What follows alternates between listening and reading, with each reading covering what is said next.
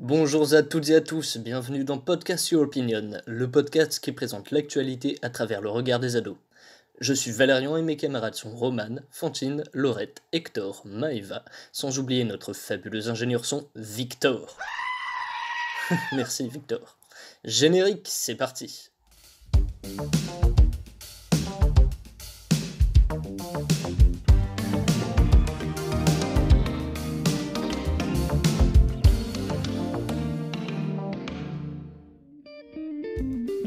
Pour ce premier épisode, nous débuterons par les infos à gogo, présentées par Romane et Maëva, puis nous enchaînerons sur la sélection musicale de Fantine pour continuer sur le débat.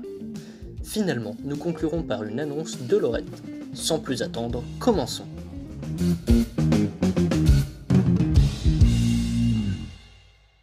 Tout de suite, les infos à gogo.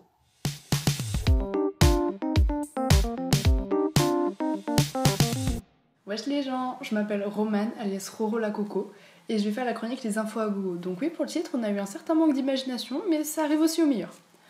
Ma chronique consistera en gros à vous donner 2-3 infos sur les événements qui se passent pendant le confinement. J'en parlerai brièvement vu que j'ai pas beaucoup de temps et si le sujet vous intéresse, il faudra que vous alliez creuser par vous-même. Donc aujourd'hui, je vais commencer fort avec les mails frauduleux. Avec le confinement et tout le stress qu'il a causé, merci beaucoup, notre vigilance face aux mails frauduleux est totalement réduite et les hackers doublés d'arnaqueurs s'en sont aperçus. Nous voilà donc du jour au lendemain avec un joli mail nous demandant des bitcoins contre la non-divulgation de vidéos privées prises par notre webcam pendant de bons moments, si vous voyez ce que je veux dire. C'est ce qu'on appelle de la sextorsion. Il se peut même qu'ils aient réussi à obtenir un de nos anciens mots de passe et le mettre dans le mail.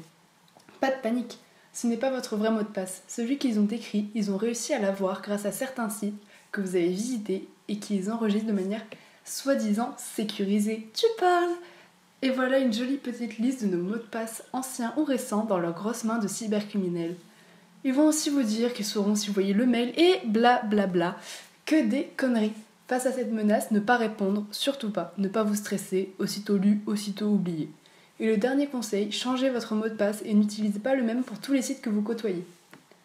Pour la deuxième info, je vais vous parler des problèmes de sommeil auxquels nous faisons tous face. Le coucher à 5h et le lever à 14h, j'en étais devenue la pro. Et je suis sûre que c'est le cas de beaucoup d'entre nous. Désolé les mamans et les papas qui pètent des câbles. Yoga, méditation, relaxation, rien de tout ça ne m'a aidé. Et avec la vie active qui va bientôt reprendre, je me suis renseignée pour enfin réussir à dormir. Voilà donc mes conseils. Tout d'abord, je sais que c'est dur et je ne le respecte pas vraiment, voire pas du tout. Lâchez vos appareils 1 heure avant d'aller vous coucher pour éviter toute lumière bleue. Ensuite, tamisez la lumière de votre chambre. Une trop grande luminosité donne l'ordre à votre cerveau de continuer à créer de l'énergie. Voilà pourquoi même si vous êtes fatigué, vous n'arrivez pas à dormir parce que vous devez la dépenser. Faites une activité calme, lisez, dessinez, peignez, écoutez de la musique douce. Une fois la fatigue arrivée, un conseil que je n'ai jamais entendu mais qui marche pour moi, fermez les yeux et revoyez un souvenir heureux et calme. Vous n'aurez pas à creuser vos cerveaux parce que vous voulez absolument imaginer votre crush dans vos rêves. Le scénario est déjà écrit, plus besoin de dépenser de l'énergie à vous énerver à en inventer.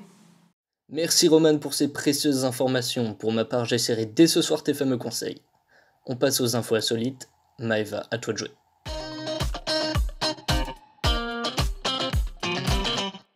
Bonjour, bonsoir, je me présente Maëva enchantée, et ma chronique est très simple. Donc je m'occupe des fun facts, donc en gros je vais faire pareil que Romane, mais en mieux et en plus drôle bien sûr. Ce que je fais c'est que je présente des sujets d'actualité que je trouve ma foi plutôt cocasses. Aujourd'hui j'ai 3 petites informations à vous faire parvenir. Dans le cadre du déconfinement prévu le 4 mai en Espagne, la plage de Cadix en Andalousie a été désinfectée à l'eau de Javel. Une idée que la présidente du groupe local écologiste qualifie totalement absurde. En effet, un fonctionnaire local a confirmé au micro de la BBC que, malgré une bonne intention pour protéger les enfants, c'était une mauvaise idée et une erreur. Le Premier ministre a déclaré un déconfinement progressif en 4 phases, pour un retour à la vie normale d'ici fin juin.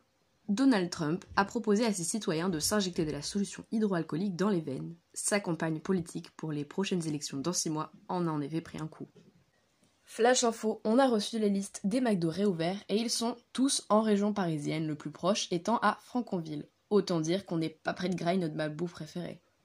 Chères auditrices, chers auditeurs, je vous propose l'instant musique présenté par Fantine.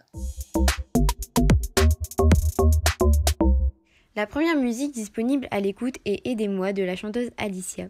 Celle-ci n'est malheureusement pas reconnue comme il se doit. Elle a écrit cette chanson pour aider les femmes victimes de violences conjugales à se confier et leur dire qu'elles ne sont pas seules, ayant subi aussi ce genre d'abus. À travers ses paroles poignantes, elle nous raconte ce qu'elle a traversé et comment elle s'en est sortie. La seconde musique est Si j'étais un homme de Sheila. Celle-ci l'a écrite et chantée afin de dévoiler les agissements sexistes de certains hommes envers les femmes. Mais dedans, elle aborde aussi le sujet des violences conjugales. Grâce à ses paroles tout aussi poignantes, elle évoque un quelconque inversement de rôle, un changement de situation, et elle pose indirectement la question aux hommes agissant de la sorte. Comment réagiraient-ils ? Le gros morceau arrive, c'est l'heure du débat.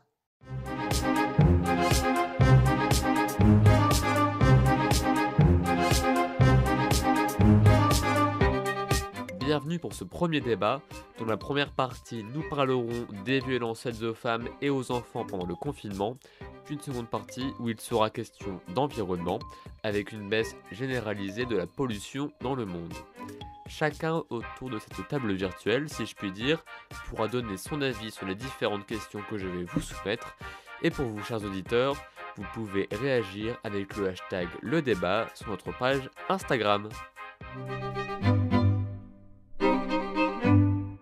Tout d'abord, qu'est-ce que le féminisme ? On commence par Maëva ? Oui, alors pour moi, le féminisme, c'est respecter l'égalité, peu importe que ce soit entre les hommes, les femmes, les personnes de couleur ou autres. Et pour moi, une féministe qui est, par exemple, homophobe ou même raciste, c'est pas une féministe. Voilà. Fantine ? Oui, donc pour moi, le fait d'être féministe, contrairement à ce que certaines personnes pensent croire, c'est pas du tout vouloir le fait que la femme soit au-dessus de l'homme, juste vouloir l'égalité entre l'homme et la femme, par exemple l'égalité au niveau des salaires, l'égalité pouvoir porter ce qu'on veut aussi.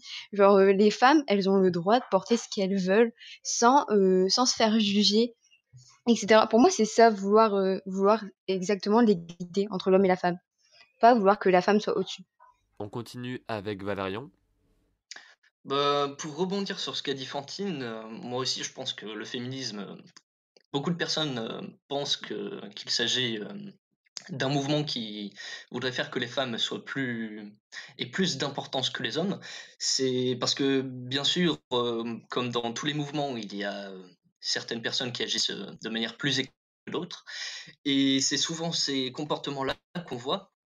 À côté des comportements qui sont beaucoup plus raisonnables. Et les gens retiennent ces personnes qui se les bornent et ne retiennent que ce comportement-là quand ils pensent à ce mouvement.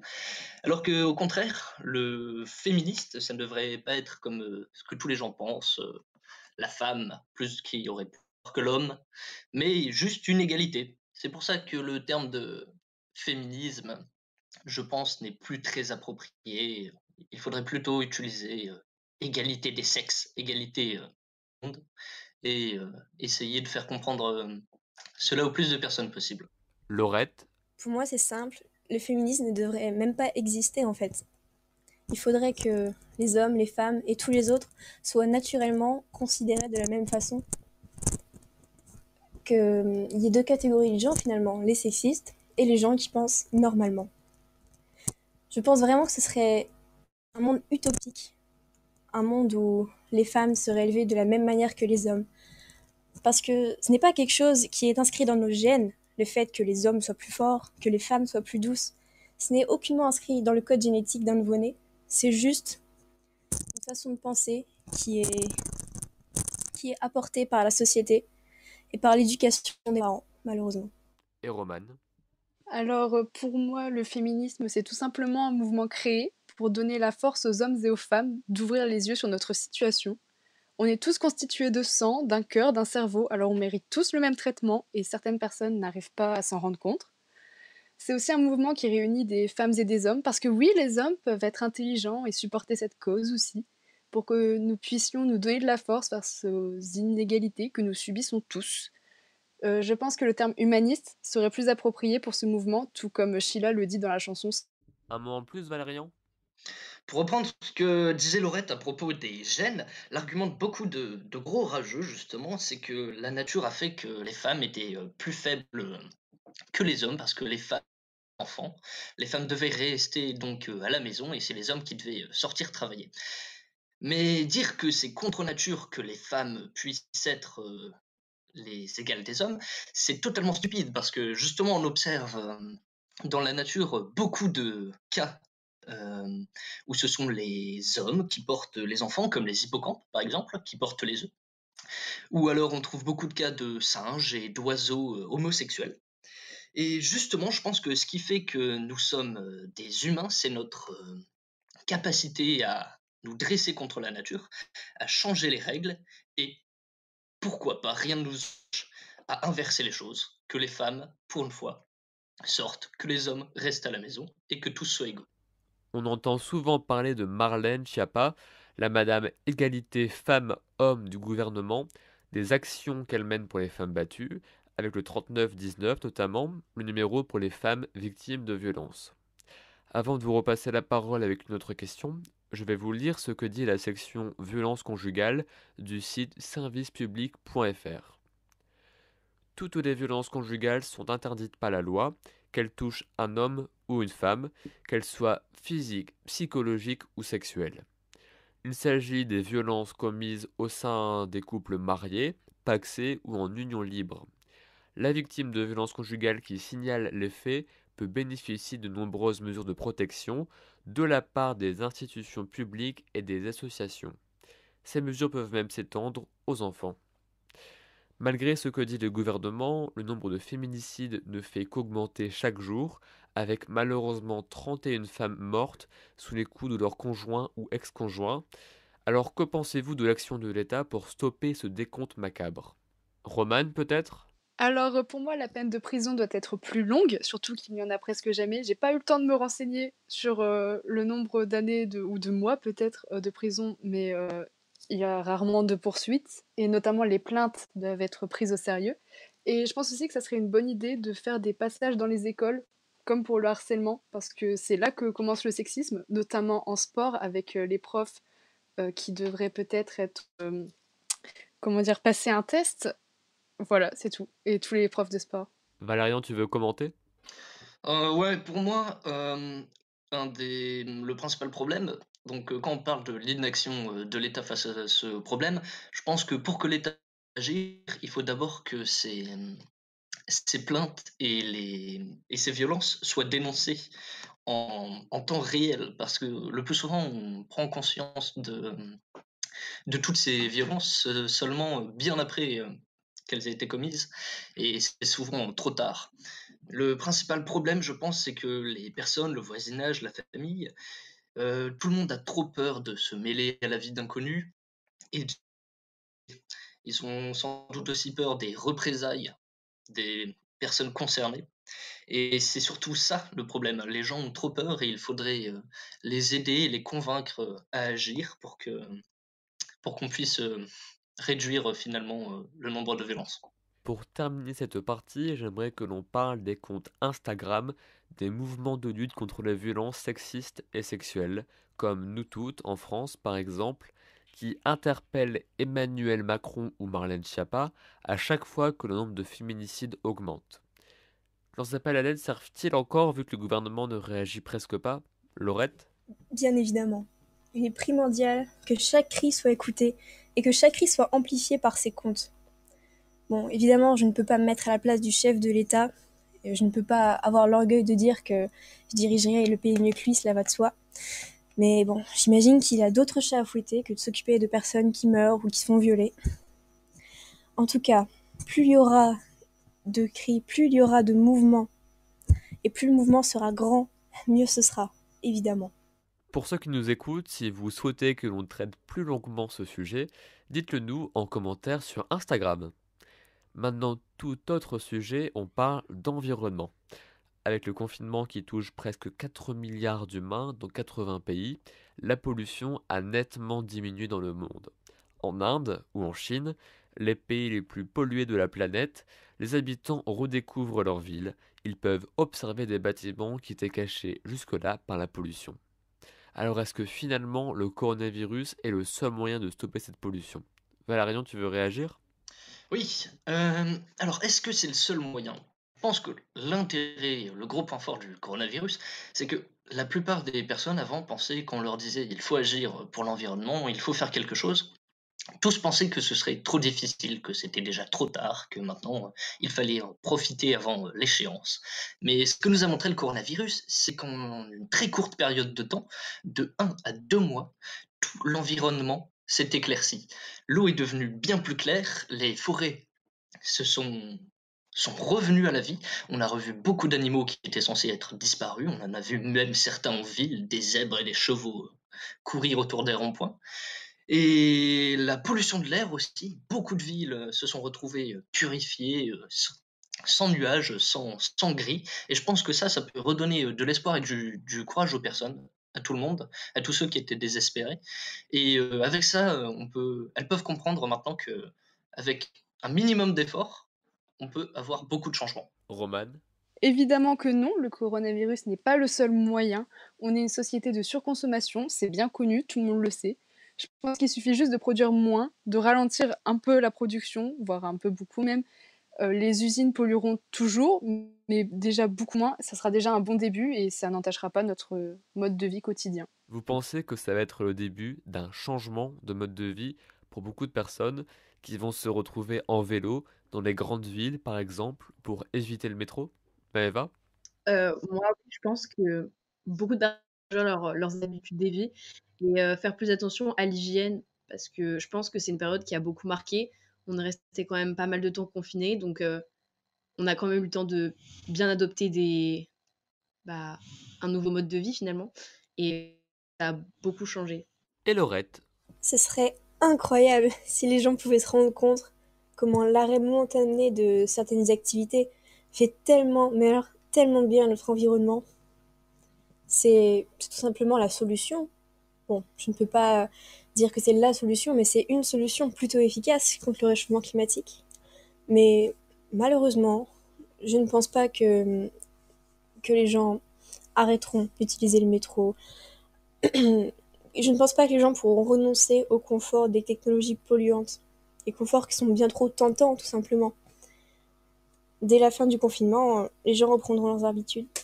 Mais j'espère que ça va ouvrir les yeux de quelques personnes. Il faut rester optimiste. Merci à tous d'avoir participé à ce débat. Une information avant de terminer, saviez-vous que la baisse de la pollution aurait épargné 11 000 personnes en Europe? Comme quoi, cela ne sert à rien de faire de longs discours sur l'urgence climatique, il faut simplement que tout le monde change son mode de vie.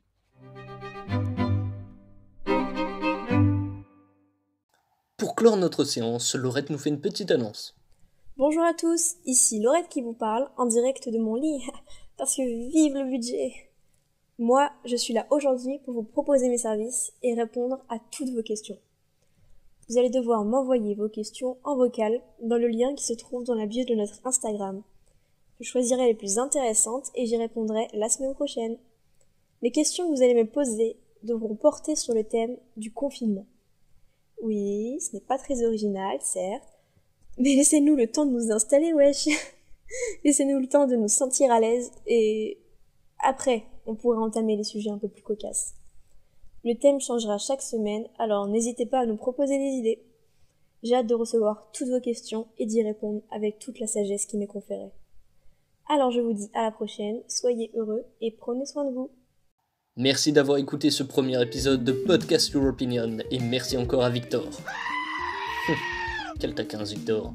Si vous n'êtes pas d'accord avec ce qu'on a proposé aujourd'hui, ou si vous y agréez totalement au contraire, que vous ayez de solides arguments ou de simples idées à partager, tout se passe sur notre Instagram. À la semaine prochaine, et n'oubliez pas de cast your opinion.